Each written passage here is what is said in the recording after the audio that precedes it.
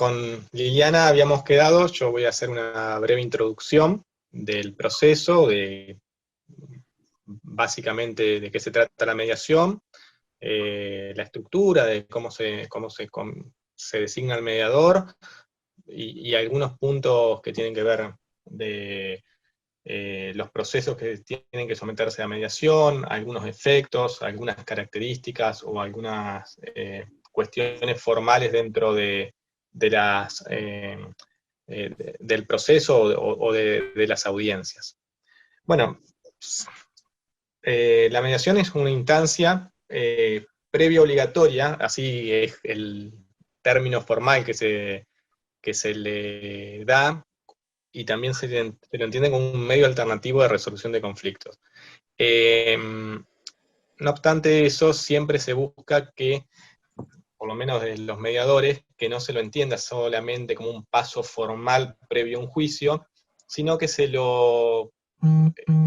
que las personas los vean también como una oportunidad de resolver eh, la cuestión que pueden llevar a juicio, la puedan resolver entre ellos sin eh, resolviendo problemáticas más allá de lo jurídico y de la prueba, y que además va a estar en sus manos, o sea, el acuerdo va a ser algo que se arribe en virtud de lo que ofrezcan, de lo que propongan las partes, y ya no quedar sometidos a la decisión de un tercero, que es un juez, que se va a basar en prueba, que se va a basar en derecho, y más allá de las instancias recursivas, va a fijar una decisión que las partes van a tener que acatar les guste o no en su momento.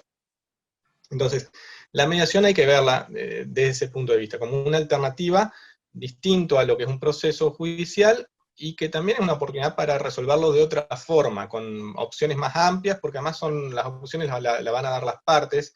Entonces, a veces se resuelve un conflicto de manera distinta a lo que por ahí tenemos encasillado dentro de un proceso judicial. Yo por ahí yo igualmente soy soy mediador, pero también entiendo a veces que eh, hago eh, honor a la definición como medio alternativo. Entonces, es un medio alternativo, no quiere decir que sea el único, ni creo que haya que fanatizarse, pero es una buena instancia, más en estas épocas. Fíjense que tuvimos de pandemia, de mucho receso judicial, demoras que hoy todavía no se normaliza del todo, porque si bien estamos trabajando, las demoras son otras por cuestiones obvias. Entonces, los medios alternativos son una solución para resolver de una manera a veces más rápido y de una manera más amigable los conflictos. En la mediación vamos a tener que guiarnos o regirnos hoy por el Código Procesal Civil y Comercial, que a partir del artículo 286 establece las normas que la regulan, el reglamento de mediación, un nuevo, digamos, que está en vigencia desde febrero de 2019, y hoy también, como la única mediación que está permitida desde el 8 de abril, es la mediación a distancia, o sea, no podemos hacer audiencias presenciales, no tenemos que guiar por el anexo 3 aprobado por acordada del 8 de abril de 2020. Son esas normas a las cuales hay que sujetarse. Bueno, lo primero, para hablar de mediación, les voy a comentar cómo se puede designar un mediador, ¿no? Las posibilidades que otorga la norma. La primera, que es la menos usual, pero a veces ocurre, que es la de el acuerdo de partes, o sea, las dos partes que quieren someter, que intervienen en el conflicto, designan a un mediador de común acuerdo, y para que los ayude a resolver ese conflicto. Es la menos usual, pero puede ocurrir, porque ya vienen en tratativas, ven que vienen en negociaciones y ven que están trabados, y por ahí conocen a un mediador que saben que trabaja bien, que es responsable, y deciden someterlo a que dirige el proceso de mediación. La segunda opción es a ver, entre la segunda y la tercera son las dos iguales de usuales entre los colegas. Una es por sorteo, que es se presenta un formulario en la MUI para que se sortee un mediador de lista, inscripto, y bueno, el mediador después notificará conforme a los datos que surgen del formulario de la mediación. Y la tercera es por designación privada del mediador. El que le decimos por sorteo es el que se llama comúnmente oficial, y la tercera opción, esta última que decía, es la que se llama privada. En realidad todas las mediaciones son oficiales y tienen el mismo valor y la misma validez. Lo que cambia, y de ahí esos nombres que utilizamos mal, entiendo yo, entre oficial y privada, es la forma de designar al mediador. Pero las dos tienen el mismo valor, incluso la mediación privada, que es la propuesta de, o sea, cómo funciona lo que se llama mediación privada. El requiriente propone una terna de los mediadores inscriptos con todos los datos, y el requerido o los requeridos de común acuerdo, si hay más de uno, tienen que elegir a un mediador de esa terna, y en ese caso el mediador tiene que notificar. Esto es lo que dice la reglamentación.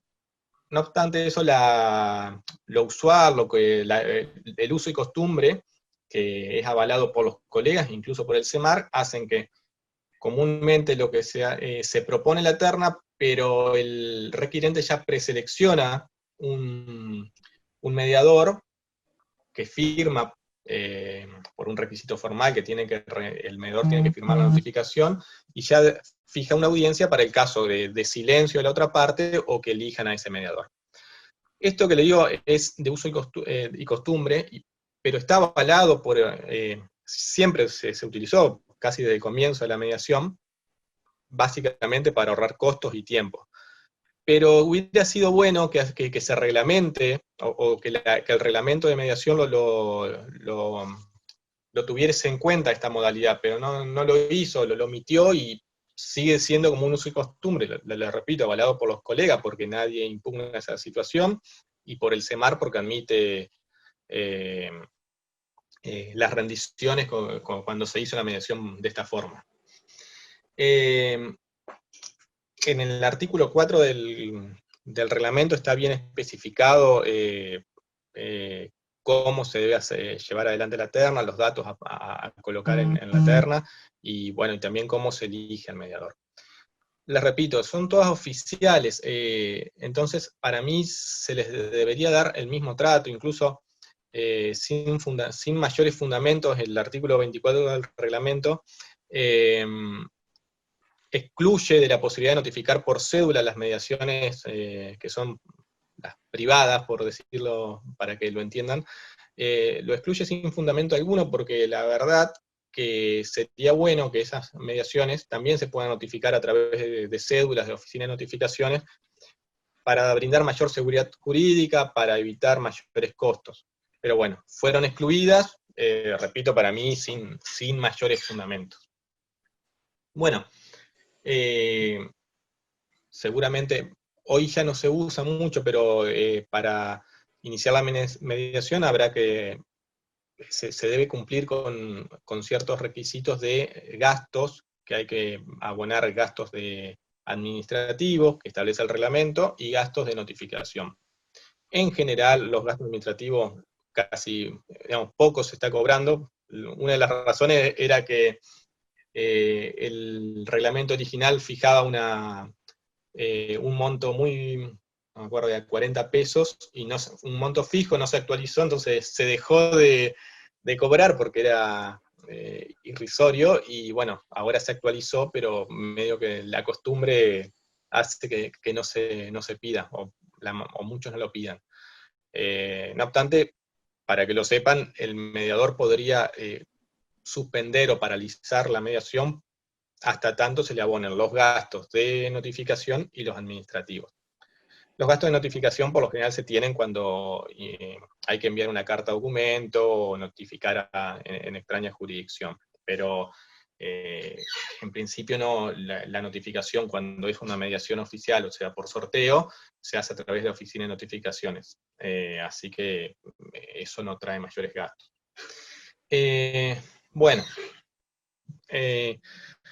una vez que se decidieron por la forma de elección del mediador, ya nos adentramos en lo que es la audiencia. Primero que la comparecencia, porque a la audiencia tiene que ser personal, o sea, tiene que ir la parte necesariamente, y tiene que ver esto con una cuestión de la modalidad de la modalidad y de la finalidad de la mediación. O sea, tienen que ser las partes los que resuelvan los conflictos, son ellos los que emiten, hacen propuestas, de ellos surgen las ideas para resolver los problemas. Entonces, es necesario que sean las partes las que vayan. Hay excepciones, las personas jurídicas, obvio, ¿no? Ahí debe ir algún representante o un apoderado, un abogado. También las personas que viven a más de 150 kilómetros están exceptuados. El reglamento hoy enumera una cantidad importante de funcionarios también exceptuados de ir a la mediación, entiendo en incumplimiento de sus funciones, porque no sé, por ejemplo, uno de los que nombra un jefe de fuerza de seguridad citado que fue protagonista de un accidente de tránsito, debería ir, digamos, no creo, por eso creo que es en cumplimiento, no lo aclara, pero se entiende que es en cumplimiento de sus funciones. También están exceptuados aquellas personas que son víctimas de violencia de género y que existe una medida restrictiva que esté fijada por un juez, y esto que es bueno, creo yo, que agregó el reglamento, son las personas mayores de 70 años que lo acrediten con el DNI, acompañando una copia de DNI, porque a veces eso, si no, muchas personas mayores por problemas de salud se les complicaba ir y tenían que apelar o no iban directamente y después tenían que demostrarlo cuando les llegaba la multa, o tenían que apelar a un certificado médico y manejarse de esa forma. Creo que eso fue bueno del reglamento en haberlo agregado. Bueno, y más allá de eso, y lo que siempre se debe ir a una mediación es, bueno, como saben, y por eso están acá, es con la asistencia letrada obligatoria. O sea, cada parte tiene que ir con un abogado. Ambas partes, o ambas, o todos los intervinientes. Y esto tiene que ver con una cuestión de igualdad, que las personas estén debidamente asesoradas, y que en el momento de, si se llega a un acuerdo, estén en un pleno conocimiento de la situación y las consecuencias de la firma de un acuerdo. En caso que la parte requerida, por lo general, es la que no va acompañar, porque no sepa, porque no lee la cédula, que es lo que muchas veces pasa, porque no tiene dinero, bueno, ahí hay dos posibilidades, están establecidos el reglamento: que el requirente le dé la posibilidad de fijar una nueva audiencia para que supla esta omisión y vaya con un abogado, o directamente, si el requirente, muchas veces cuando ven que es solamente una medida dilatoria, pide que se lo tenga por incompareciente y si ya lo habilita la instancia judicial. Bueno, la mediación, una vez abierta, ya con la comparecencia de todas las partes y de sus abogados, importante, cuando van con poder, recuerden siempre de llevar el poder, llevar el instrumento en original y dejar una copia, o por lo menos si no, con la manifestación de que es copia fiel de su original y que está vigente. Y en caso de no hacerlo, el reglamento le da la posibilidad de suplir esa omisión dentro de los 5 días, porque si no se lo tiene por incompareciente. Eso ténganlo en cuenta, porque cuando van como apoderados, el mediador le va a pedir el poder. Bueno, ya dentro del proceso, las características, o sea, primero, la mediación es un proceso esencialmente informal, pero tiene las pocas formas o las pocas reglas que hay dentro son muy importantes. Una es la confidencialidad de todo lo que se dice, es una obligación que surge, bueno, es una norma, surge el artículo 287 del Código Procesal y obliga a que las partes, y sobre todo el mediador, no puedan decir nada de lo que se dice en el ámbito de la mediación. Eh, Eso busca darle libertad a las partes también de manifestarse. Muchas veces también ayuda a que las partes se suelten y puedan decir, llevar propuestas que con la tranquilidad de que en principio eso no puede ser utilizado o no tendría ningún valor de ser utilizado en un eventual litigio si esa propuesta o eso que dicen en ese marco de confidencialidad no llega a buen puerto, o sea, no hay un acuerdo. Otra cuestión que es propia de la mediación prejudicial es la obligatoriedad de asistencia, ¿no? O sea, para que la mediación tenga un relativo éxito, que creo yo que lo ha tenido en general porque estadísticamente así lo demuestra, es que están obligadas las partes. Por eso si las partes no asisten, se les aplica una multa. Siempre la obligación es de asistencia, no de llegar a un acuerdo. O sea, cuando la parte, a veces, pocas veces, pero puede ocurrir que diga, no, yo vine a la mediación porque simplemente porque tengo que cumplir con el requisito obligatorio, pero no me interesa, vamos a juicio. Bueno, uno lo tiene que aceptar, más allá que por ahí uno insiste de alguna forma, directa o indirecta, a abrir el diálogo, en general no puede pasar que no se dé. Andrés, Sí. quedó una pregunta ahí con el tema que estabas hablando hace un ratito para que no se nos vaya, que Ujú. preguntan cuál es la sanción que tiene si se viola la confidencialidad de la mediación, que tiene entendida Bueno, la parte. mirá, para el mediador está dentro de las sanciones que establece el reglamento, o sea, se lo denuncia y se le hace una especie de sumario. No he visto yo que se haya hecho, pero puede ser sancionado, incluso suspendido temporalmente o eh, del registro. Y lo que se diga por ahí muchas veces, si se quiere mencionar eso en un proceso, no va a tener ningún valor la sanción. No sé, Lili, si vos entendés lo mismo. No he visto Sí, sí, ningún tipo. lógicamente, las sanciones pueden ir desde una suspensión por un tiempo que, bueno, lo determina el centro de mediaciones, el listado de mediadores, lo cual implica justamente la imposibilidad de trabajar y de participar no solamente del listado de sorteos de las mediaciones, que son por sorteos, de la que hablaba antes del artículo 2, inciso B, sino que no va a poder desempeñarse tampoco ninguno de los otros supuestos de mediación. A ver, yo tampoco he visto, digamos, en concreto procesos que se hayan dado lugar por ese tema. Sí sé que la confidencialidad, digamos, expuesta por las partes en el marco de un proceso judicial puede dar lugar, lógicamente, desde la citación del mediador a los fines que vaya a testificar si efectivamente hubo una violación de confidencialidad, a ratificar un convenio de los que suscriptos, ya vamos a hablar que ahora estamos trabajando de otra manera por la emergencia sanitaria, pero digamos que tiene sus consecuencias dentro del marco jurídico para las partes y para las cuestiones, digamos, que puedan resultar de la causa que haya sido llevada a un proceso judicial.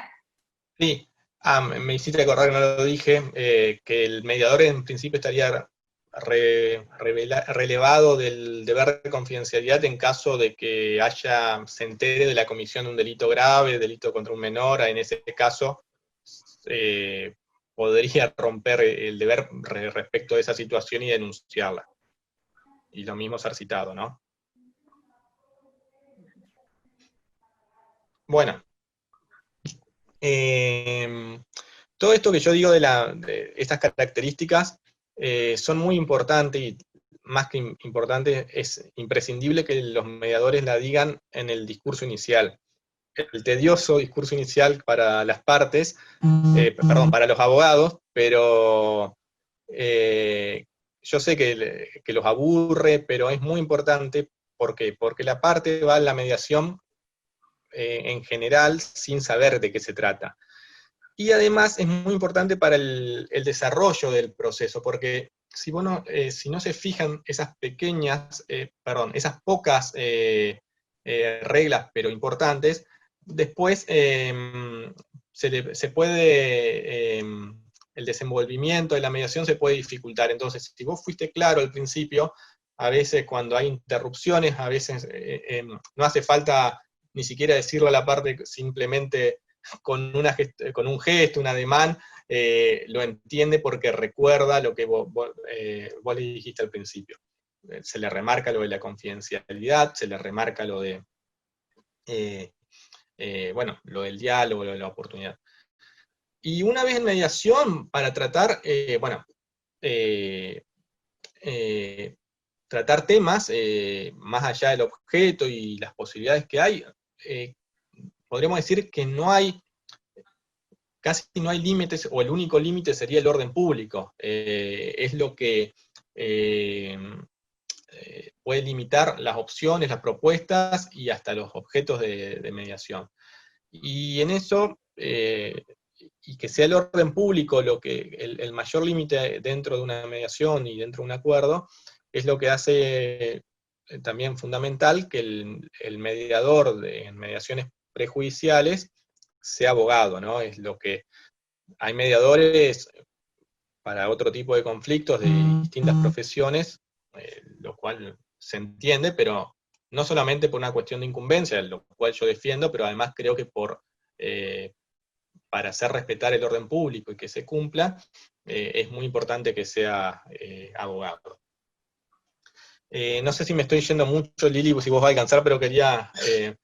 Yo veo que te entusiasmaste, Andrés, en cualquier momento me voy. No, perdona. Bueno, vos no, girás, vos me das la posta cuando lo consideres. Bueno, no, si vos querés ir mechando, vamos mechando, no hay problema. Yo ahora quería pasar a qué procesos, por algunas cuestiones de los procesos exceptuados, porque ahora, porque lo que tenemos que saber qué trámites van a mediación y cuáles no. En principio la mayoría, o sea, Dale, todo trámite... ponelo si querés y yo después paso y cuento un poquito cómo estamos trabajando ahora. En principio, antes de iniciar cualquier juicio, se debería ir a mediación, salvo los que están exceptuados por la ley. Eso están exceptuados en el artículo 286 bis, y voy a hacer algunos, los voy a nombrar, pero me voy a detener en un par para que los tengan en cuenta y de cómo estamos hoy, ¿no? Bueno, todo lo que es divorcio, nulidad de matrimonio, eso está exceptuado de la mediación, pero no así lo que son las cuestiones patrimoniales, las incidencias patrimoniales que puedan surgir del divorcio. Lo que hoy pasa es cuando, uno se hace la propuesta, mejor dicho, se inicia el divorcio cuando no es de común acuerdo, con la propuesta, la otra parte responde. Si no hay acuerdo en la audiencia con el juez, las cuestiones patrimoniales, o sea, separación de bienes, compensaciones, alimentos que no se resuelvan, van a resolverse a través de incidentes. Bueno, previo a iniciar esos incidentes va a ser necesario llevar esa cuestión a mediación. También están exentos los procesos de restricción a la capacidad, medidas cautelares, diligencias preliminares, prueba anticipada. Esto más que nada, a ver, una prueba anticipada muchas veces tiene, lo que busca es asegurarse una prueba antes de iniciar el juicio, implica una sorpresa y que la otra parte, que sea inaudita parte, para que se pueda justamente asegurar esa prueba. Entonces, iniciar una mediación no tendría mucho sentido, digamos, o volvería estéril la función de esa de esa medida. Bueno, los concursos preventivos y las quiebras también están exceptuados. Las filiaciones, bueno, quiero, si me permitís, Lili, creo que yo te lo comenté antes y también con Gabriela lo hablamos y con algunas otras colegas que hacen familia, porque, a ver, el 286 en el 286 bis, en el primer inciso, exceptúa como a las filiaciones. En general las filiaciones siempre se presentan junto a otro objeto que va a alimentos y daños y perjuicios. Entonces, el daño y perjuicio o los alimentos sí es necesario que vayan a mediación, entonces se trata todo dentro del objeto. Ahora, a mí me ocurrió en una que fui designado mediador en Nogoyá, en una mediación donde el único objeto era la afiliación, por lo tanto, aparentemente estaba exceptuado de ir a mediación obligatoria.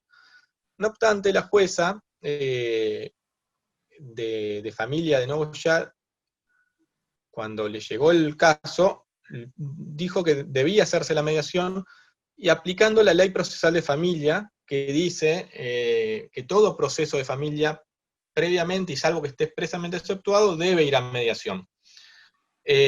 Uno va al capítulo del proceso de filiación y no habla de que esté exceptuado de mediación, o no está expresamente exceptuado. Entonces, si vamos a esa interpretación de la jueza, sería correcto, o sea, son sólidos sus argumentos. Lo que yo estuve buscando es si eso había ocurrido acá en Paraná, y en general me dijeron que no ha pasado, que cuando se presentan filiaciones solas no se le pide mediación previa, lo cual entiendo que está bien, o sea, más allá de los sólidos argumentos de la jueza de familia de Nogoyá, creo que es más práctico cuando es una filiación sola, si no se... Además, nada impide que voluntariamente vayan a mediación, no como una cuestión obligatoria, sino voluntariamente, o sea que la mediación siempre puede ser una opción para las partes. Bueno, los juicios sucesorios también están exceptuados, no así tampoco las incidencias de contenido patrimonial que se pueden dar dentro de los sucesorios, tampoco están exceptuados, sino que tienen que ir a mediación previo a iniciar una acción de colación, una acción de reducción dentro de que tengan que ver con un juicio sucesorio. Bueno, el original artículo 286 bis...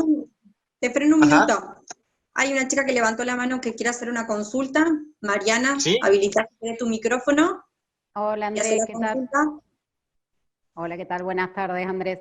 Y buenas tardes al resto también. No, quería agregar a esto que estabas diciendo de la afiliación y que es como para tener en cuenta y también saber, por esto del tema de que no es obligatorio, que cuando las partes optan por la mediación prejudicial para la afiliación, las partes o el requirente, en el caso de que la mediación fracase, es el encargado de correr con las costas del mediador. Digo porque muchas veces se presta confusión entre los abogados y entre los mediadores mismos, que se entiende que las costas, por ser una cuestión de familia, si no hay acuerdo en mediación, los honorarios del mediador van a ser cubiertos por el centro de mediación, y esto no es así.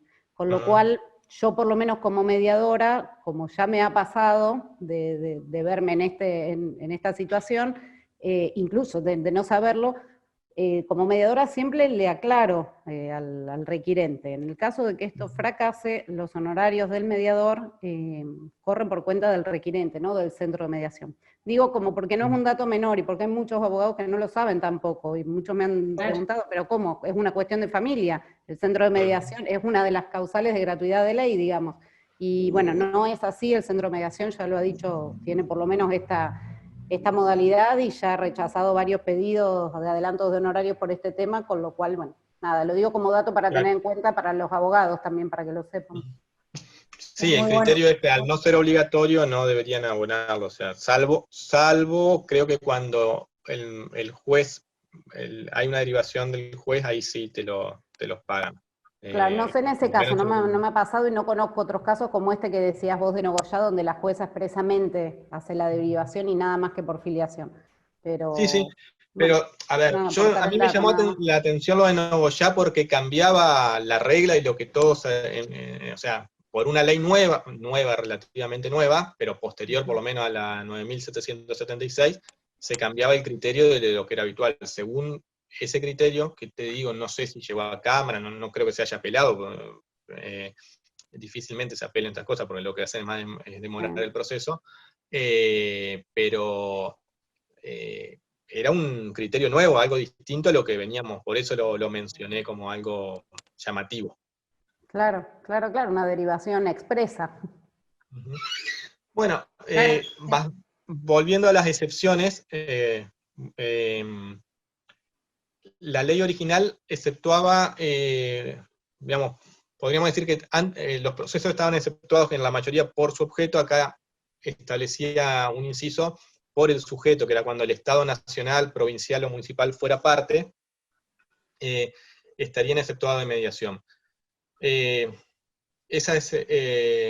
Había fallos que decían que se referían al Estado, pero no a entes autárquicos o distintos, cuando vialidad, por ejemplo, no estaba exceptuada en ese caso. Pero bueno, esto que le digo, medio que pasó es historia, porque la ley de responsabilidad del Estado, que regula la responsabilidad de Estado provincial, los municipios, las comunas, entes autárquicos, entes municipales, entes provinciales y entes comunales, en uno de sus últimos artículos deroga directamente el inciso del artículo 86 bis que establecía la excepción del Estado, digamos, que no se someta a mediación las causas donde fuera parte del Estado nacional, provincial o municipal.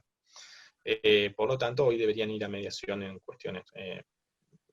De hecho, te agrego, Andrés, el artículo 11 del reglamento, justamente lo que establece dentro de las excepciones de comparecer, que se entiende, obviamente, que al igual que las personas jurídicas lo hacen por apoderado, pero no es que los exime de comparecer a mediación, sino que deben hacerlo con un representante debidamente acreditado. Exacto. Sí, perdón. Sí. Siga tranquilo.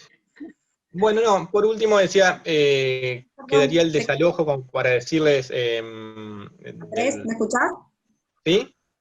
Sí, para no irnos, también hay una pregunta de la doctora Vergara, que habilite su micrófono y te pregunte. ¿Sí? No sé si está. Alejandra.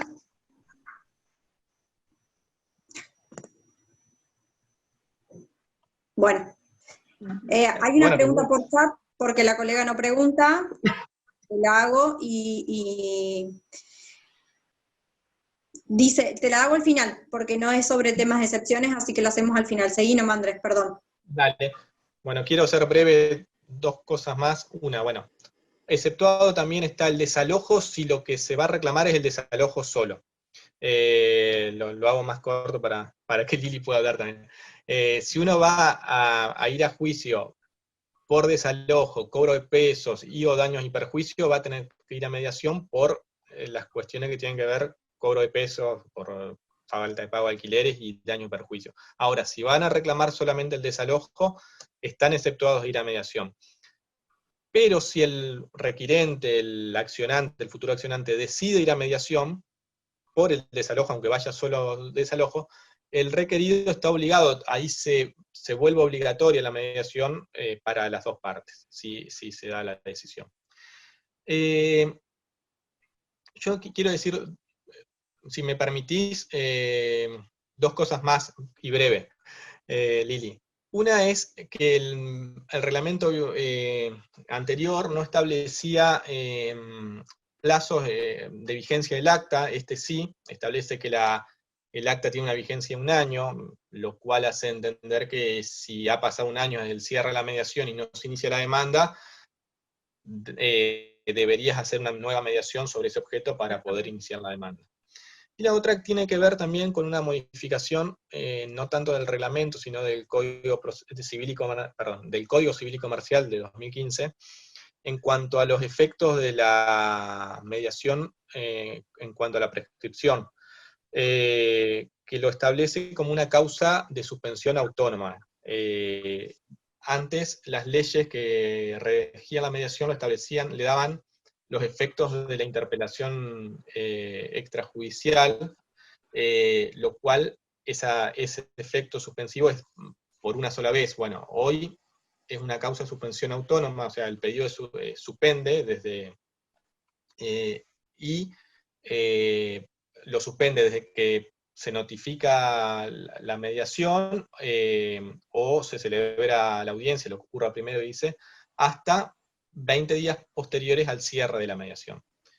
Esos 20 días, a mi entender, y creo que al entender de todo, no sé si alguien son corridos porque están establecidos en el Código Civil, lo cual hay que tenerlo en cuenta porque lo mejor es nunca llegar a estar ahí con los plazos de prescripción, pero si uno está con esos plazos y tiene que saber que una vez cerrada sin acuerdo o por incomparecencia a la mediación, va a ser un plazo breve el que tenga para interponer la demanda si está muy juzgado, si era que lo metió justo antes que prescriba. Lo bueno que tiene al ser una causa autónoma es que también podría sumársele el plazo de suspensión de una interpelación judicial que es hasta que es por 6 meses, digamos, de una intimación fehaciente. Quería mencionar eso, y no, bueno, el nuevo también, algo que tiene que ver con la competencia, que antes también era dudoso, porque no decía nada del reglamento, y dice que la mediación debe ser pedida dentro de la jurisdicción del radio del juzgado, que en principio sería competente para entender la causa. Eso estaba, antes no quedaba claro y hoy está bien especificado. Por mí está bien, así puede hablar Lili, porque disculpa Lili. No, está bien, está bien. Te entusiasmaste, Andrés, no hay problema. Bueno, un poco la idea, digamos, cuando Andrés me dijo de participar, era más que una exposición académica, digamos, ir más a la parte práctica, ¿no? Ya que, bueno, yo no soy docente. Pero bueno, desde lo que pueda aportar desde mi experiencia como mediadora, vamos a ver, pero antes de arrancar, porque yo les iba a hablar un poquito de cómo estamos trabajando ahora durante la emergencia sanitaria, quiero hacer una pequeña aclaración nada más. Hoy cuando Andrés contó de los 3, digamos, habló del artículo 2 del reglamento, de los 3 tipos de mediación, el artículo 2, inciso C, que es el caso de la propuesta de terna, ¿no es cierto?, la citación conjunta está prevista ahora en el reglamento, la notificación en el artículo 26, que nos dice que justamente esa citación con propuesta de terna la debe suscribir el abogado de la parte requirente y el mediador que ha sido propuesto en primer término, digamos, por la parte requirente. ¿Sí? O sea, antes no estaba previsto, ahora sí esta posibilidad de la notificación conjunta que antes, de hecho, lo hacíamos a la práctica. Bueno, viniendo un poquito de lo que es la realidad que tenemos ahora, todo lo que Andrés les contó, lógicamente, está vigente y es aplicable a la mediación. O sea, las normativas siguen siendo la misma, el reglamento de mediaciones, el código de procedimiento y el anexo 3 que hoy les contó Andrés. Lógicamente, el anexo 3, que aprobó el Superior Tribunal de Justicia el 8 de abril, vino a tratar de salvar una situación excepcional en la que nos vimos todos, que es el tema de la emergencia sanitaria. Es así que la primera medida, no sé si se acuerdan, fue cuando se decretó todo el tema del receso judicial, luego vino la cuarentena, en fin, todo, se habían suspendido los procesos de mediación. Hasta que el superior aprueba el anexo 3, que da una solución y una alternativa para poder seguir trabajando en mediación, con una única modalidad que es la mediación a distancia. Ahora bien, o sea, ¿qué implica la mediación a distancia? Bueno, conectarse a alguna de las plataformas de las cuales tenemos acceso, como estamos ahora, por Zoom, Jitsi Meet, hasta videollamada de WhatsApp, porque hay veces que la gente no maneja otro sistema, pero buscar la alternativa para poder comunicarse, quien quiere pedir una mediación, quien es citado, y el mediador, lógicamente, tratando de hacer lo que hacemos siempre, que es buscar un espacio de diálogo entre las partes. ¿Sí? Bueno, ¿cómo hacemos para solicitar una mediación ahora en esta etapa de emergencia sanitaria? Justamente como no nos han autorizado aún, por lo menos hasta el día de hoy, a hacer las mediaciones presenciales, la solicitud de la mediación a distancia se hace a través de un formulario, que es el formulario MD. Este formulario ya existía porque la mediación a distancia está regulada a partir del artículo 52 del reglamento de mediación, pero en realidad para cuando las partes están en distintas jurisdicciones. Frente a esta situación excepcional, se toma esa regulación y se aplica para mediar con gente que está en una misma ciudad también, ¿sí? Que es lo que nos está pasando ahora. Ahora bien, este formulario MD, ¿qué lleva? Lleva todos los datos de las partes, nombre, apellido, DNI, la dirección, se le suma teléfono, email, a la medida que uno los tenga, y el objeto, por supuesto. Además, si uno ve en el formulario MD, que yo siempre les digo, la forma más fácil de ubicarlo es entrar a la página del Poder Judicial, vamos a la parte de centro de mediación y ahí dentro de los formularios lo encontramos. Hacia el final del formulario van a ver que están las opciones justamente de qué tipo de mediación estamos eligiendo. Entonces, si es una mediación que la parte requirente va a solicitar un sorteo de mediador, o sea, del artículo 2, inciso B, para que lo sorteen en la MUI, va a consignar en esa parte específica. Ahora bien, si opta por la opción del artículo 2, inciso C, por ejemplo, o sea, mediador que proponen en un primer término y con propuesta de terna, va a consignar también los datos del mediador que está proponiendo en primer término. Este formulario MD, a diferencia de los M1 y M2, que son los que utilizamos cuando se hacen mediaciones presenciales, no lleva firma.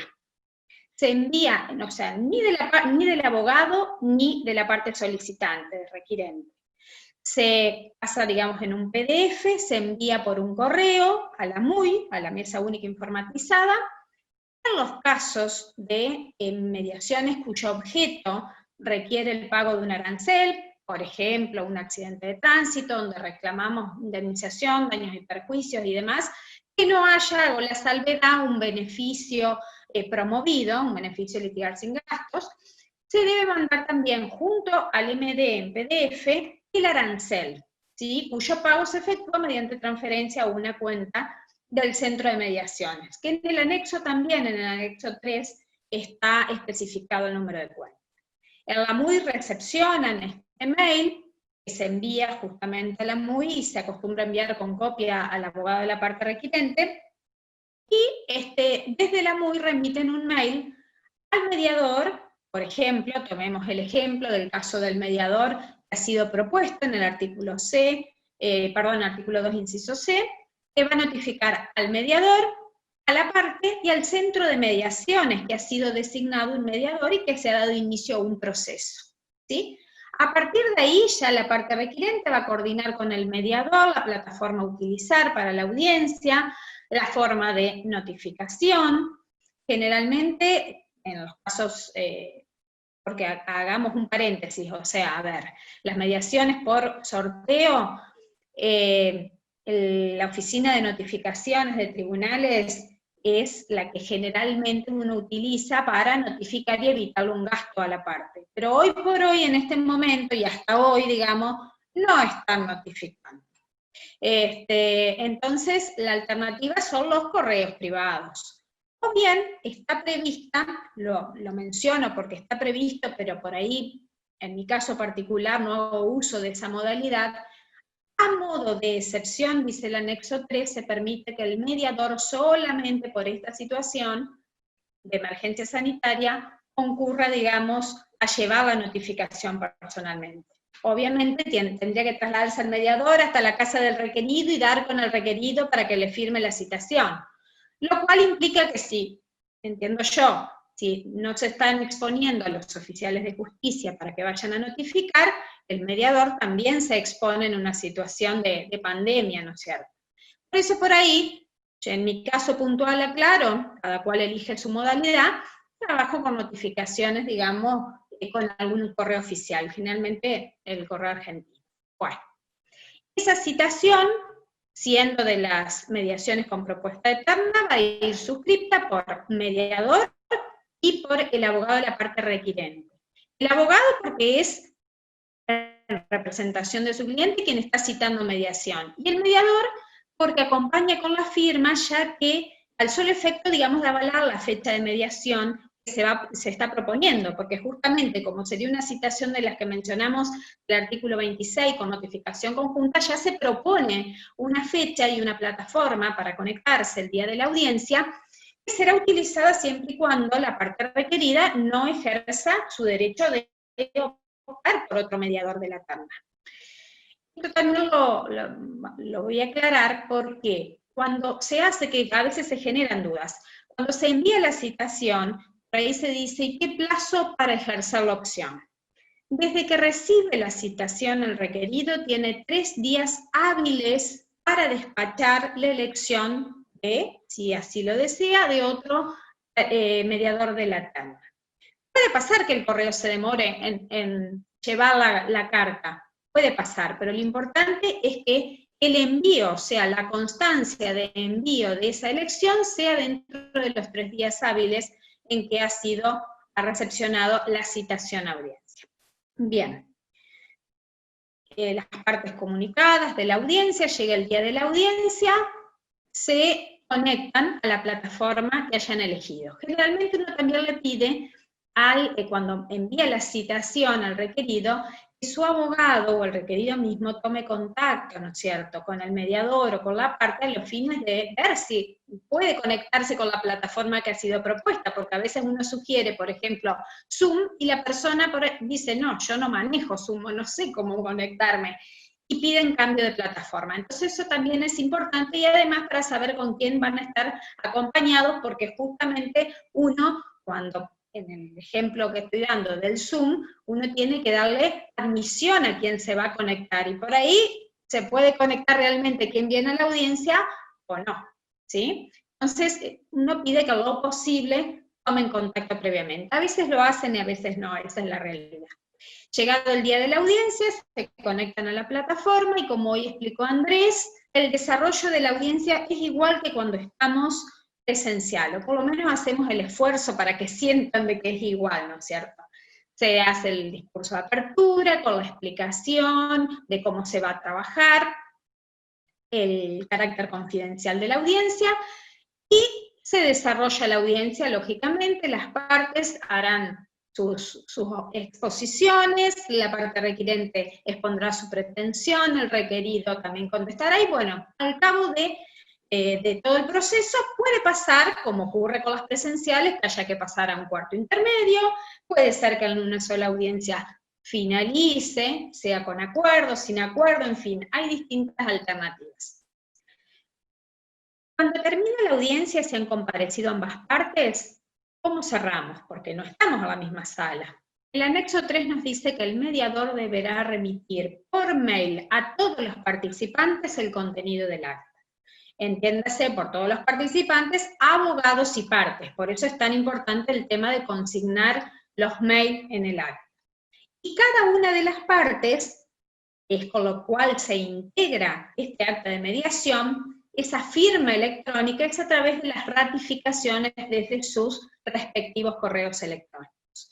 Entonces vamos a tener un acta de mediación a distancia que se va a conformar un mail que envía el mediador con el contenido, supongamos que fue un acuerdo, con las cláusulas convenidas entre las partes, y luego la firma electrónica sería la ratificación de las partes y sus letrados, ¿sí? Con todos esos mails cierran el acta, y es lo que ustedes sí tienen que hacer, por ejemplo, en un caso que sea un acuerdo de cuota alimentaria, que saben que tienen menores y que hay que homologar, es lo que presentarán en el juzgado de familia para homologar. Puede pasar también que haya incomparecencia, es decir, que no se conecta la parte a la audiencia. Aquí no altera el tiempo de espera que está previsto, que prevé el reglamento, que son los 30 minutos, ¿sí? Parece una eternidad lo que es la conexión, ¿no es cierto?, virtual, pero bueno, hay que aguardar 30 minutos, si no se conecta y ha sido debidamente citado, se puede dar por concluida la audiencia también por incomparecencia, ¿sí? En los mismos términos, ¿no es cierto? A ver, lógicamente todos estamos esperando a ver si hay algún tipo de modificación. Hoy por hoy es lo que está vigente, es el anexo 3 y hasta el momento, por lo menos hasta hoy, mañana no sabemos porque estas cosas pueden cambiar, es lo que está autorizado, trabajar de esta manera, con mediación a distancia. A ver,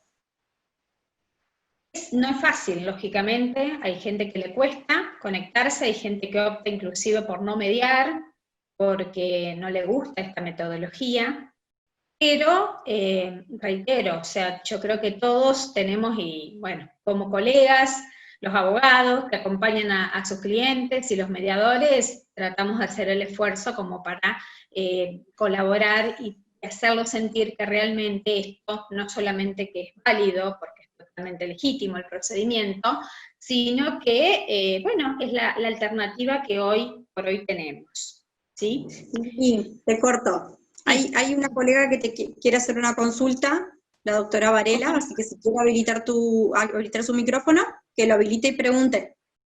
¿Cómo no, Mariana? Hola Liliana, ¿qué tal? ¿Qué tal, Mariana? ¿Cómo estás? Pero bien, lo más bien. Quería consultarte cómo haces vos, por ejemplo, en la notificación, para notificar la plataforma. Vos le ponés, por ejemplo, si es por Zoom, le ponés el ID y la contraseña. O ya le ponés WhatsApp, ¿ya notificás eso, digamos? Porque he escuchado distintas formas, yo hago así, por ejemplo, pero también he escuchado otros mediadores que dicen, no, yo les digo que se comuniquen conmigo para juntos prever en qué plataforma la vamos a hacer. Lo que pasa que a mí ahí me quedaba siempre la duda de que en el caso de que haya una incomparecencia, vos no le dijiste de qué forma conectarse. No le dijiste cómo conectarse, exacto. Claro.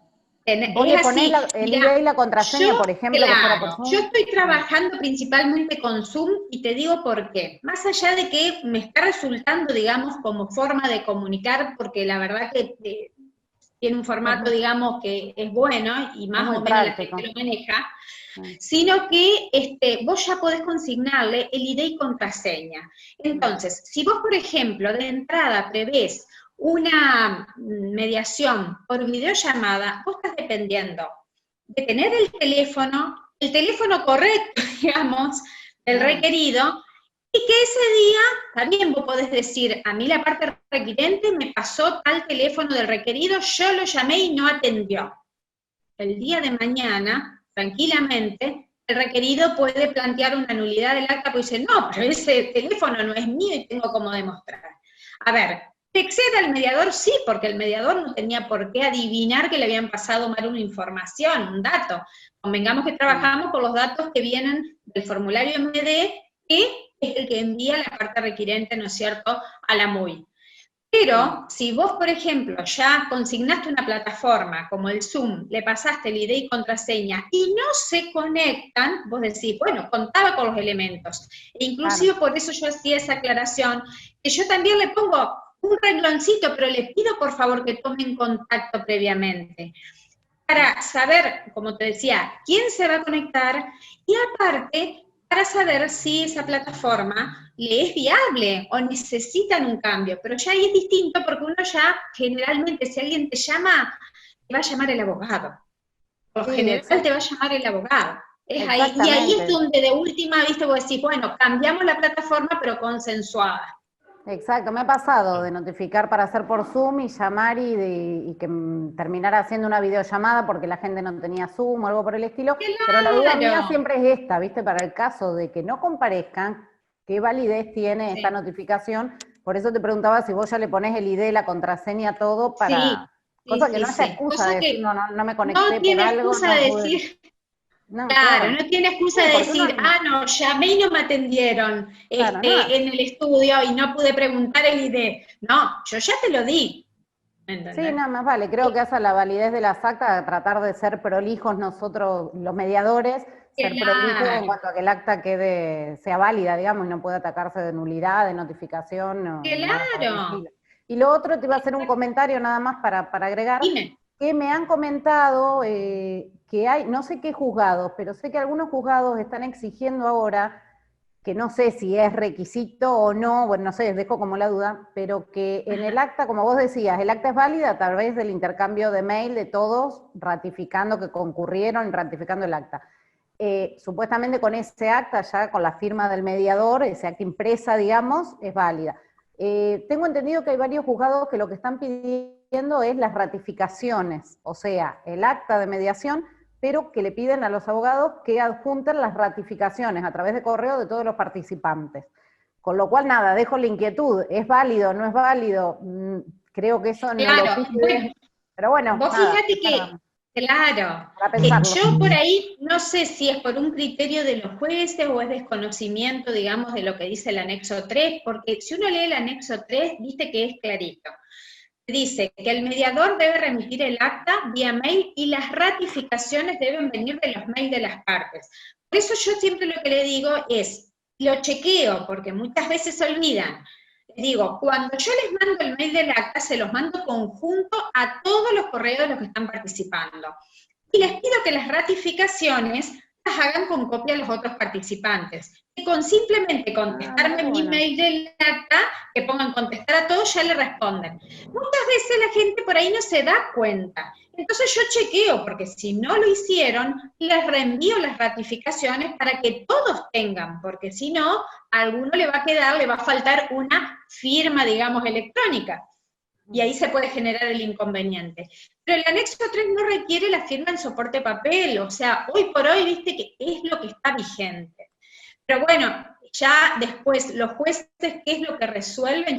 O sea, la alternativa y la forma de la persona, digamos, del colega, de plantear esto está bien, está totalmente cubierto y avalado con la normativa vigente, o sea, el anexo 3. La realidad es esa. Después, digamos, cada maestrito con su librito, digamos, en cuanto al criterio de los jueces, ya nos excede, digamos. Claro. Es así. Bueno. Lili, hay preguntas. Sí. Si a vos te queda algo exponer, terminemos y después te hacemos la pregunta, o como vos prefieras. Tengo un par de preguntas en el chat. No, si quieren vamos haciendo preguntas, porque por ahí habíamos pensado con Andrés algunos supuestos por ahí de casuística que habitualmente nos preguntan si se puede, no se puede, o cómo lo hago, o en qué momento, ¿no? Pero no, si hay preguntas, bien. Hacemos las preguntas continuadas porque no tenemos límite de hora. ¿Te parece, Lili? Ah, bueno, sí, sí. Vale, te pregunto. Dime. La primera pregunta dice, los honorarios del artículo 34, la retribución básica a cuenta de lo que correspondiere, ¿cuándo debe abonarse? ¿Al momento de otorgar el acta final de fracaso o al momento de iniciar la demanda?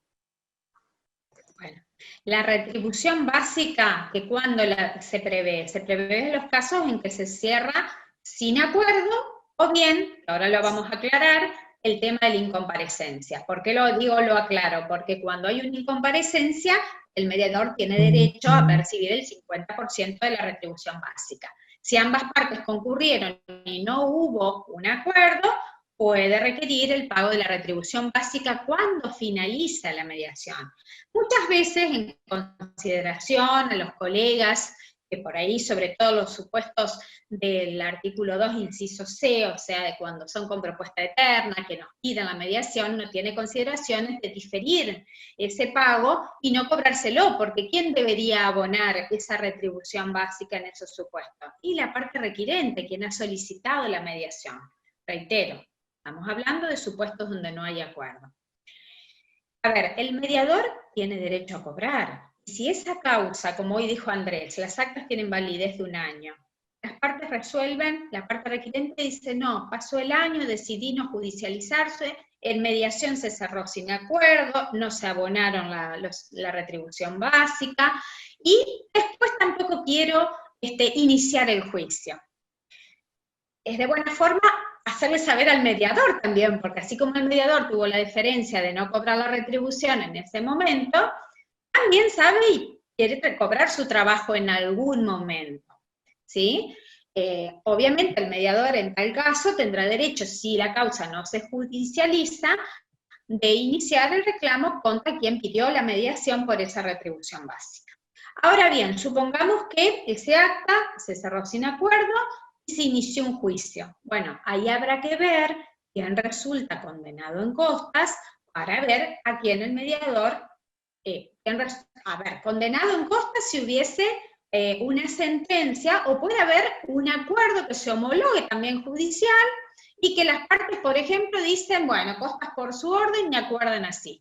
Bueno, entonces el mediador ahí ya sabrá a quién tiene que reclamar y qué es, porque ya no es una retribución básica. Un ejemplo concreto, una mediación que se pide por alimentos, no se acuerda en mediación, el mediador decide por consideración no percibir esa retribución básica cuando finaliza la audiencia sin acuerdo, se judicializa y las partes acuerdan un honorario y homologan, se hace un acuerdo judicial ante la jueza que lo cita a audiencia y fijan un alimento de 10.000 pesos. El mediador tiene derecho a percibir, en base a lo que dice el artículo 66 del reglamento de mediaciones, que nos establecen las escalas que tenemos que considerar cuando hay una base económica, o bien en el caso de alimentos, que la retribución es equivalente a una cuota alimentaria. En este ejemplo que estoy dando, donde la cuota es de 10.000 pesos, por ejemplo, el mediador tendrá derecho a reclamar al importe, no es la retribución básica. Esto lo aclaro porque a veces también se cree que si no hubo acuerdo en mediación, el mediador queda con el básico, nada más. Ahora bien, tenemos el caso del artículo 2, inciso B, cuando son las mediaciones por sorteo.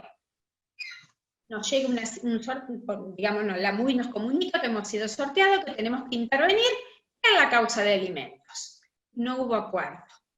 Ahí, como la cuestión alimentaria sí es de los supuestos que la retribución básica la va a pagar el centro de mediaciones, podemos requerir al centro de mediaciones esa retribución.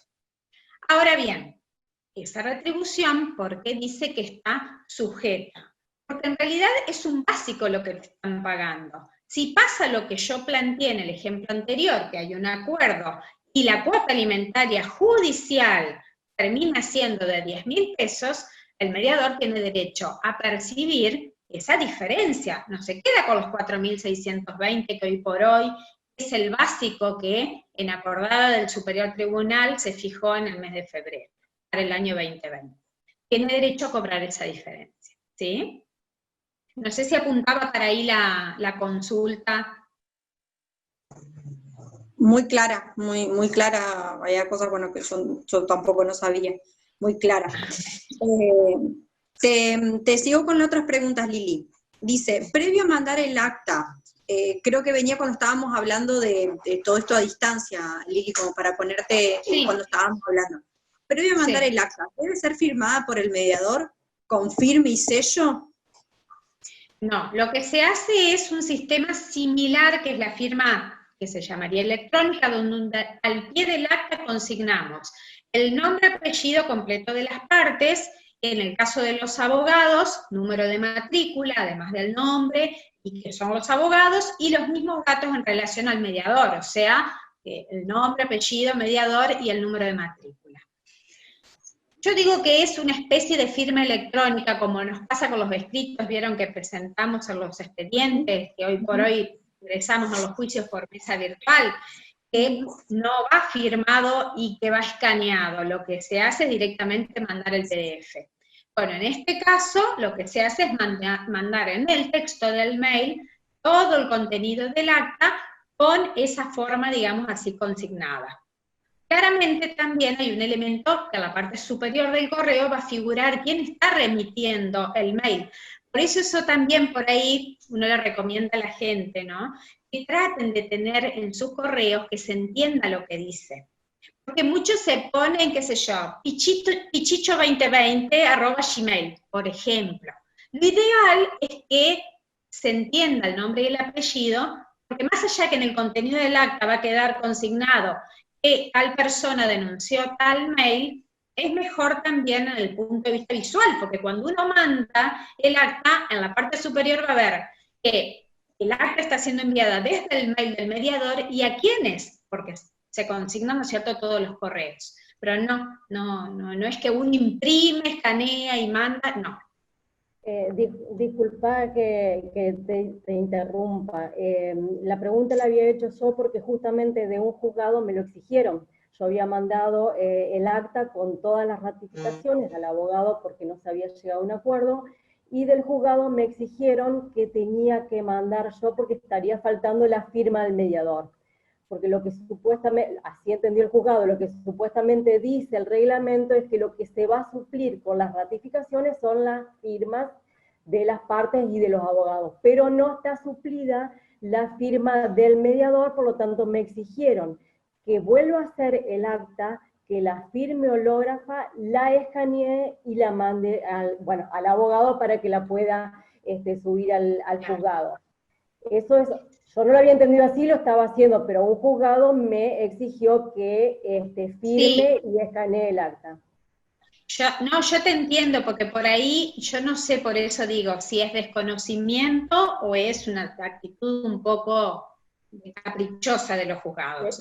Porque uno, digamos, el elemento claro que tiene, digamos, para expresar cómo trabajar es el anexo 3, que no lo inventamos los mediadores. O sea, fue algo que aprobó el Superior Tribunal, y es sumamente claro. Entonces, frente a un planteo así, en realidad, yo entiendo, por ahí por un tema de celeridad y para no demorar en vez de discutir con la jueza, digamos, alteras eso. Ahora, yo, digamos, siempre les digo, no se queden con esas cuestiones, digamos, si se las plantean, enseguida díganle que no corresponde, atento a lo dispuesto expresamente en el anexo 3. Sé que lógicamente es entablar por ahí un ida y vuelta con el juzgado, pero en realidad es la forma también de corregir esos errores, digamos, que vienen desde el lado, que nos exponen a todos a hacer cosas que están más allá de lo que está autorizado. ¿Sí? O sea, el anexo 3 no nos autoriza a hacer eso, ni a la firma escrita, ni a juntarnos. Uno por ahí la gente dice, bueno, pero los abogados pueden atender a los clientes. Tal cual, el abogado puede atender a su cliente con las medidas de seguridad, higiene, todo bien.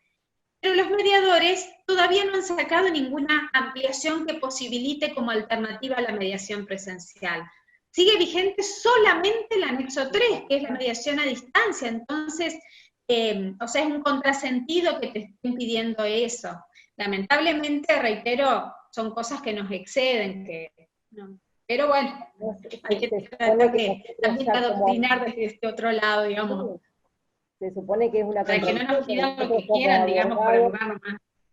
Sí, como abogados y obviamente como mediadores ya tenemos de alguna manera registrada la firma y tenemos la firma de alguna manera electrónica, así subimos todos los escritos. Totalmente, y a vos justamente... ¿Qué nos exigen cuando actuamos como mediadores? Claro, aparte que convengamos que, como bien dijo Andrés hoy también, en mediación prejudicial la hacemos los abogados, por lo tanto estamos registrados también ahí, ellos saben perfectamente cuál es nuestro nombre, apellido, el domicilio que tenemos, el mail, todo. O sea, tampoco hay una cuestión para... Y lo que hablamos hoy, los escritos que vos presentás por mesa virtual como abogado, dicen, no escanee, no vaya a escanear, presente el PDF, y el PDF va sin ningún tipo de firma. Entonces, o sea, es un contrasentido. Sí, sí. Sí, lo que pasa, disculpen que agrego algo, que también es un problema porque esto lleva, si vamos avalando esto de ir presentando lo que nos pidan, que lo hacemos por una cuestión de celeridad, porque es más fácil cumplir y seguir con otra cosa, estamos avalando también que cada juzgado está exigiendo cosas distintas, lo cual pero es un totalmente, Mariana, es como vos decís, por eso claro, no podemos permitir eso. O sea, si hay una normativa, somos personas de derecho, se supone que vamos a aplicar las normas que están vigentes. Si han sacado un anexo 3 y no lo aprobamos ni ustedes ni yo, sino el Superior Tribunal, es lo que hay que aplicar. Sí, en general. En algunos juzgados están desconociendo el derecho, me parece. Claro. Sí, yo creo que pasa lo mismo que en general con la presentación de escrito. El reglamento de presentación escrita electrónica habla de un criterio flexible en su último artículo. Y esto ya me acuerdo en una charla, no me acuerdo de qué instituto, de qué se había hablado con el tema de las actas de mediación, que cómo iban a actuar los juzgados en la tolerancia de estas cuestiones como la que te pasó a vos, que mencionabas, Natalia. Evidentemente el criterio flexible no lo han utilizado en tu caso, simplemente, porque además, evidentemente fue un trámite burocrático nada más, porque no es que vieron que se estaba afectando un derecho, o alguien quedó indefenso, era simplemente una traba. No había ningún tipo de problema, simplemente el abogado cuando quiso iniciar la demanda, le exigieron el acta firmada por mí. Claro. Bueno, a los fines prácticos y a la rapidez y la necesidad, bueno, lo hicimos y no hubo problema, o sea, es un pequeño trámite más para mí, pero bueno, se subsanó enseguida, pero estaba debidamente, para mi criterio, estaba debidamente presentado porque era el acta más todas las ratificaciones correspondientes sin ningún tipo de problema. Pero el juzgado le exigió para poder recibirle y admitirle la demanda que el acta de mediación esté firmada holográficamente por mí y escaneada. Claro. Sí, eso, como decíamos, o sea, es excesivo, o sea, va más allá de lo que está reglamentado y vigente hoy por hoy. Pero bueno, sí, cada cual con su criterio en estas cuestiones. Otra cosita nada más que se me está viniendo a la cabeza, porque a raíz de una pregunta que me hicieron el otro día, ¿qué pasa en el caso, me decían, bueno, pero si es mediación por Zoom, ¿qué problema hay si hay violencia, si no están? Y digo, no, a ver, la mediación a distancia no deja sin efecto los artículos del reglamento. Al contrario, el artículo 11, que establece justamente aquellas excepciones a comparecer personalmente y dentro de las cuales está la violencia, está vigente. Porque violencia no es nada más la física, como sabemos bien, hay distintos tipos de violencia. Y la violencia psicológica también es una que se puede dar desde por una forma de hablar o de tratar a una persona, y eso en una imagen también se da. O hay gente que simplemente se anula al ver a la otra persona y no puede ni siquiera participar. O sea, las medidas, digamos, en cuanto a que si hay violencia, una de las partes debe comparecer representada por apoderado o gestor procesal, en la mediación a distancia sigue vigente, es así. Y otra cuestión que el otro día también me preguntaban, que es en relación a otro tema, es por el tema de la reconvención. La reconvención, a ver, claramente está prevista en el reglamento, artículo 38, si no me equivoco.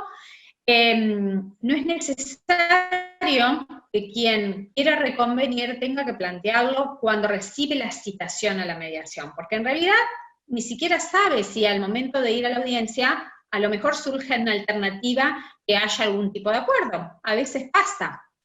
Puede plantearlo en la audiencia misma, digamos, solicitando al mediador la reserva justamente de reconvenir, especificando claramente cuál es el objeto por el cual reconviene.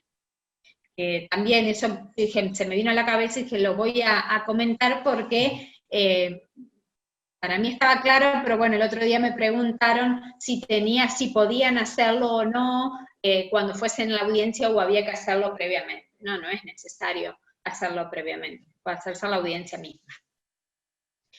Bien, no sé, Andrés, si vos querés agregar. No, está más que claro lo que planteaste.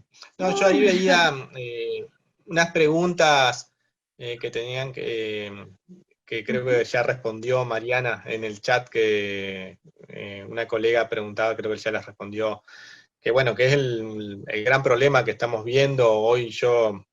Entre ayer y hoy estuvimos hablando con Mariana también del tema que tiene que ver con las notificaciones de las mediaciones oficiales, que es una verdadera traba que no la esté haciendo la oficina de notificaciones. Porque además, yo creo que entendemos que por lo general el que va sobre todo en las cuestiones de familia, cuando se va o en otras también, cuando se va a una mediación oficial o por sorteo, es la persona más vulnerable. Entonces, buscar cuando no encuentra, o no puede acceder a un correo electrónico o a un teléfono, recurrir a una carta documento a veces es impeditivo, y realmente está hoy trabando o paralizando algunos procesos, porque directamente después no pueden iniciar la demanda, porque ni siquiera pueden comenzar con el proceso de mediación. Sí, la verdad que no sé cuándo... Sí, no sé cuándo se irá a restablecer ese tema. Yo llamé por las dudas a la oficina de notificaciones y me dijeron que no tenían información de cuándo iban a poder empezar, porque era de los procesos que no tenían directivas de cuándo podían volver a notificar. Están notificando otras cosas, pero mediación... Bueno, la idea, disculpen, la idea y lo que hoy le comentaba Andrés era volver a insistir con notas, pidiéndole al superior, bueno, a través de todas las vías institucionales que correspondan, que el Colegio Central le pida al superior y demás, de que se notifiquen, ¿sí? O sea, la idea es hacer esto, incluso lo están haciendo, ya empezaron algunas jurisdicciones como Concepción del Uruguay, por ejemplo, la sección de ahí pidiéndole, o la subcomisión de mediación de ahí de Concepción, solicitando, bueno, que se articulen las vías correspondientes para que el CAER Central le haga este petitorio, esta solicitud al superior. En la oficina de notificaciones acá en Paraná, por lo menos, a mí también, ya fui, la última vez que fui, me dijeron, no, acá tenemos, o sea, la directiva es de cédulas de mediación, no se notifica, así que hasta que no recibamos otra directiva no se va a hacer. Ahora, también es extraño porque hay otras jurisdicciones donde sí se está notificando. No sabemos si es de buena onda o de qué. Claro, claro, no, porque además es una resolución. Y aparte que es no una tiene resolución del asidero superior. legal, o sea, claro, pero no tiene, yo por lo menos no le encuentro la lógica, y creo que no está explicado en ningún lado. Ninguno la encuentra. Y agrego lo que dice Andrés, yo de hecho tengo una mediación de alimentos, una mediación oficial pedida los primeros días de marzo, justo nos agarró, bueno, toda la cuarentena, y después ya no la pudieron hacer. Y encima ni siquiera es un lugar que se pueda decir, voy y lo notifico personalmente. La verdad que no da para ir. Bueno, y ahí está parada hace 5 meses, alimentos. Claro. La alternativa que está prevista también, lo que pasa que ahí volvemos a lo mismo, que tenemos que contar con los correos electrónicos de las partes. El anexo 3 habilita también la posibilidad de notificar vía mail, pero hay una condición, un requisito. Vos podés enviar la notificación, supongamos que se le facilita al mediador el mail de las partes. Vos lo mandás. Si el requerido no te contesta, aunque sea recibido una palabrita, no sirve esa notificación. Es necesario que haya algún tipo de respuesta. No es necesario que se explaye, pero que ponga aunque sea recibido. Si no te pone recibido, parece el tiempo, porque no te sirve la citación formal. Claro, no, entonces, y desgraciadamente quedamos a las buenas, digamos, quedamos a la expectativa de que nos contesten, o el celular. A mí me ha pasado en otras notificaciones, en otras oficiales que he salido sorteada, me han conseguido un teléfono porque no tenían correo, pero me han pasado un celular y yo he llamado y nos hemos puesto de acuerdo, me dieron el correo, lo recibieron y las hemos podido hacer y las estamos haciendo. Claro. Pero en el caso en que no tienen ni un teléfono ni un correo electrónico, y que ya te digo, tengo una esa desde marzo, donde la verdad que hay que ir a notificar a un barrio que no da, porque si no, si es por el centro, yo hasta me ofrezco a hacerla personalmente, con tal de poder avanzar. Pero acá no da, y más nada, no hay plata para la carta documento, y ahí están esperando hace 5 meses, alimentos. Entonces no tiene mucha lógica. Así que bueno, esperemos que poder hacer algo y mover para que se puedan notificar, porque aparte esto viene para largo. O sea, también lo que pasa es que muchos abogados, me parece que al principio esperaban como que cambie esta situación. Bueno, listo, ya cuando se pueda, después las hacemos, las pateamos para adelante, pero esto estamos viendo que no va a cambiar. Así que bueno, hay que articular algo para que puedan notificar desde ahí de la oficina. Claro, sí, para poder continuar.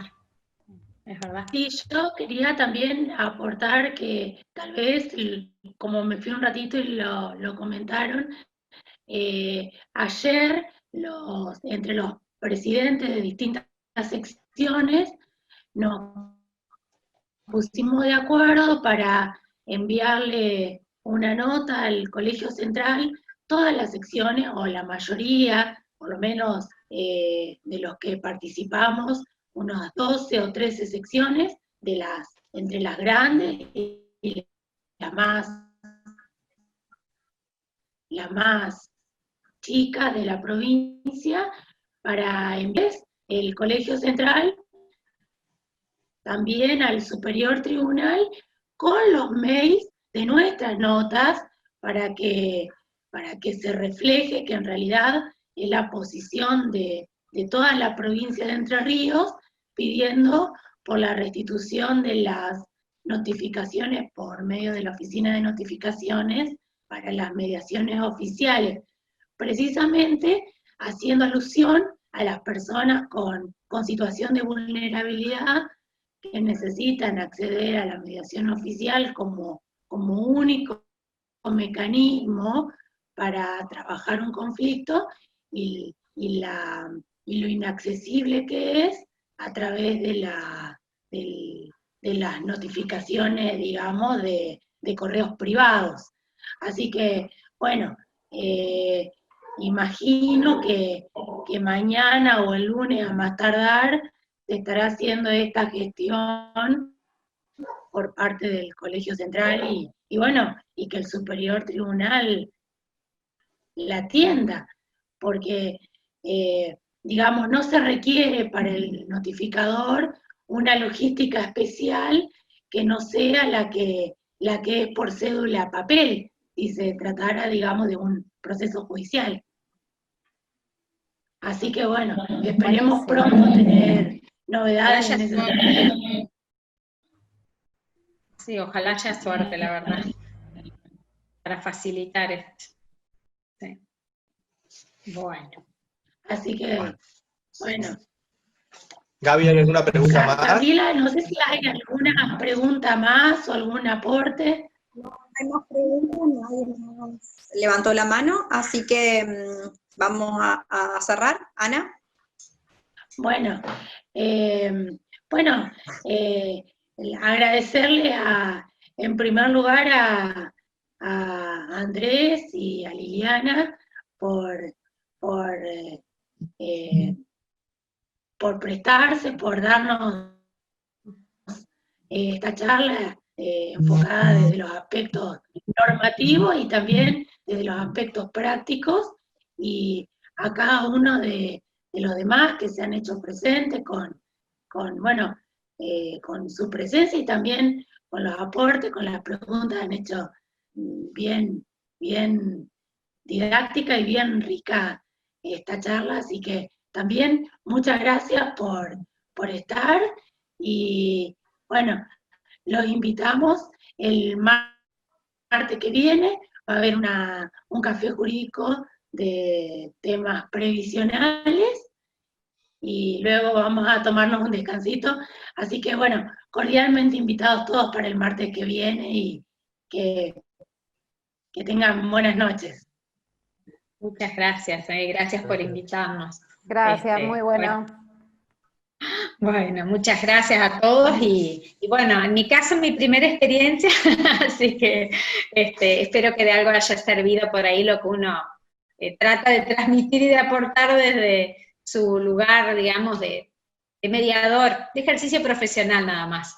Así que gracias.